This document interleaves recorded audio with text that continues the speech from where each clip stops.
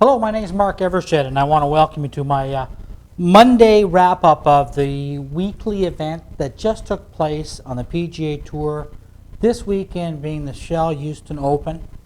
I want to get you used to the format here because here's what it is. They've asked me to do a wrap-up the weekend's events. Today, we're really going to talk about only the Shell Houston Open. I've got lots of things that I want to do, but the format is I'm not letting you leave here today without really learning something about the golf swing. I want you to allow me to take a few runs at some of the commentary that is put out there.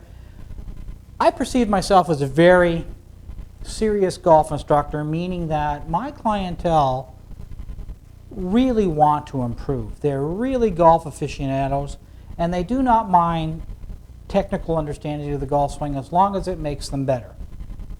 The wrap-up was certainly congratulations to Hunter Mahon. Great playing, well done. I want to do that. The commentary that I really want to harp a little bit upon is what Johnny Miller was talking about. Hunter Mahon cutting across the golf ball. See, that is just so misleading. I know that Johnny only had 5 to 7 seconds to say something, and he did. But I'm going to suggest right now that is the downfall of golf these days, is that we just keep getting hung up on these little sound bites, and they're never explained what they're talking about. It sends you in the wrong direction. You spend incorrect time, unorganized time, working on something because Johnny Miller said something. That's not a knock against Johnny Miller, by the way. In 5 to 7 seconds, nobody can say anything really, really intelligent about the golf swing. However, we do have time that I think that I can move this a little bit in your direction. I want to say congratulations to Sean Foley. I mean, Sean was just 8 months ago was taking a beating. I mean, Rocco Mediate might as well have just said the guy doesn't know what he's talking about. Tiger doesn't know what a golf swing is. He's totally going down the wrong track. He almost came out and blatantly said Sean doesn't know what he's talking about, which I find hard to believe because just before the Bay Hill Invitational, I think that the worst guy that Sean teaches was Tiger Woods. I mean, that's going someplace. So Sean also teaches Hunter Mahon. My kudos to Sean. The guys that Sean teaches really know what the heck they're doing. I want to get into that more on another day, but sticking to this topic of the weekend, I really disliked it when Johnny Miller said, well, Hunter Mahon's cutting across the golf ball, because really it is a knock to you, because if you're winning a PGA Tour event, you're on top of your game. The only guys in history that could not have their A game and win would have been Jack Nicklaus and Tiger Woods. Everybody else has to have their A game to win. Catch this. If all of a sudden Hunter Mahon is cutting across the ball, what chance have you and I've got? An incorrect statement, and I want to correct it. The other thing that he kind of alluded to is how Hunter Mahon was working with keeping his arms connected to his body. I want to give you a version of that, and then I want to give you the simple version of that. And here's our somewhat of our dilemma.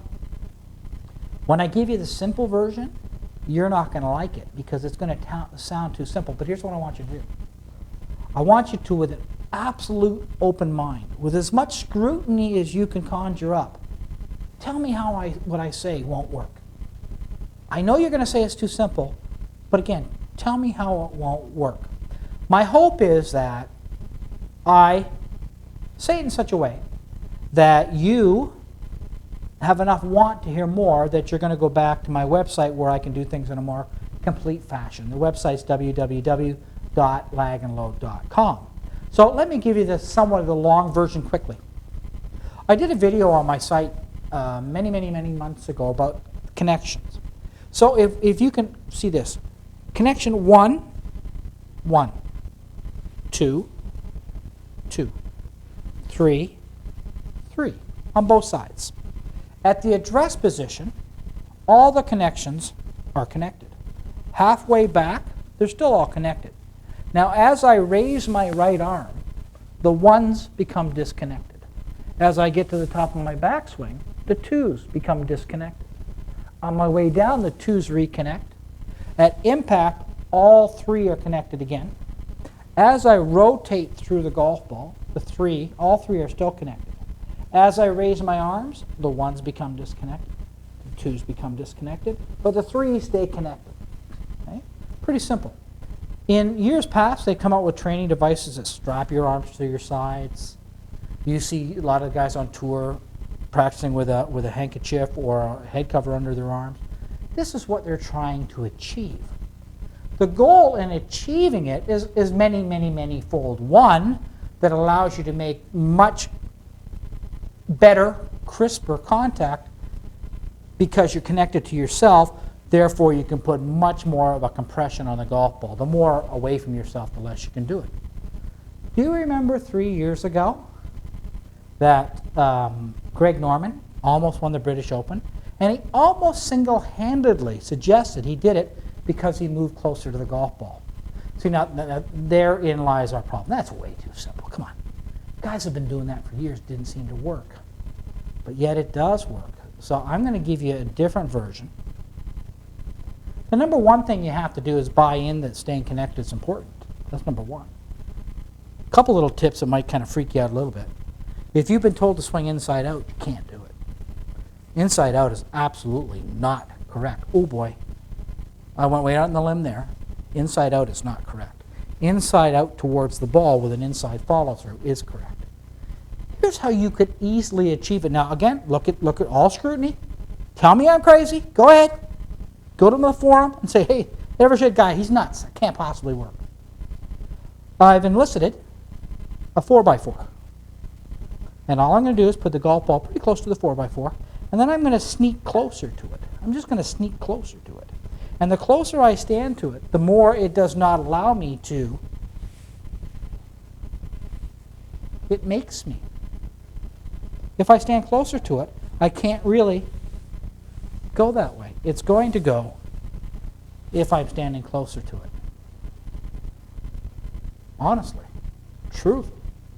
I think if you really understand what I just said here, it could help you way more than a golf pro can. I know I'm just cutting my own wrists here, but honestly, this is very, very clever. It's been told to you over the centuries, but it's never been told to you well. What I'm hoping is that I intrigued you enough that you can go to my website and you can take a look at all my writings, all my videos, not just one here and one there, and see if this doesn't make a ton of sense. It's all been said before. All I want to do is explain it better than it's been said before.